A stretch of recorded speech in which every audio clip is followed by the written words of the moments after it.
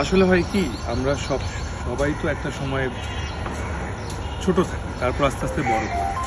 তো ছোট থাকলে কি হয়, আমরা যখন এক ক্লাসে সবাই পড়ালেখা করি, ওই ক্লাসে দেখা যায় ক্লাস 5-এ যখন পড়ছি কোনো এক বন্ধুর সাথে ঝগড়া লেগে গেছে, আবার ক্লাস 8-এ ওই বন্ধু আবার বেস্ট ফ্রেন্ড হয়ে গেছে, এরকম কিন্তু হয়। তো আমরা আগেও বলছি বেসিক্যালি ব্যাচেলার মানে একটা ফ্যামিলি আমরা, যে কারণে এখন তো আরিফিনও ফেরত আসছে, মানে সাইমন সরকার ইজ ব্যাক। তো মানে পুরো ফুল ফ্যামিলি ইজ ব্যাক, আগে যেভাবে শুরু করেছিলাম। আর যেটা হয়েছিল মাঝখানে আমাদের মধ্যে একটা কমিউনিকেশন গ্যাপ হয়েছিল, হওয়ার পরে না এমন একটা দিনও যায়নি যেদিন ব্যাচেলার পয়েন্ট নিয়ে আমি কাউকে কিছু বলিনি, অথবা আমাকে কেউ না কেউ এসে ব্যাচেলার পয়েন্ট নিয়ে কিছু বলে। তো এইটা অনেক বড় একটা মিসিং ছিল গত 5টা বছর। এখন তো 1 বছর হয়ে গেল আমি অলরেডি আছি। তো এই মাঝের 5 বছর আসলে অনেক শূন্য ছিল আমার। এখন যখন আমি ফাইনালি ব্যাক, এবং আমার কাছে মনে হচ্ছে আগের চেয়েও বেশি অডিয়েন্স নেহাল চরিত্রটা এনজয় করছে, থ্যাঙ্কস টু আওয়ার ক্যাপ্টেন কাজল আরিফিন।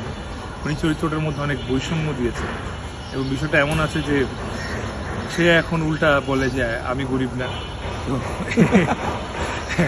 এই বিষয়গুলো খুব মজা লাগছে দেখতে স্ক্রিনে, আমিও খুব অ্যাজ অ্যান অ্যাক্টর এনজয় করতে পারছি।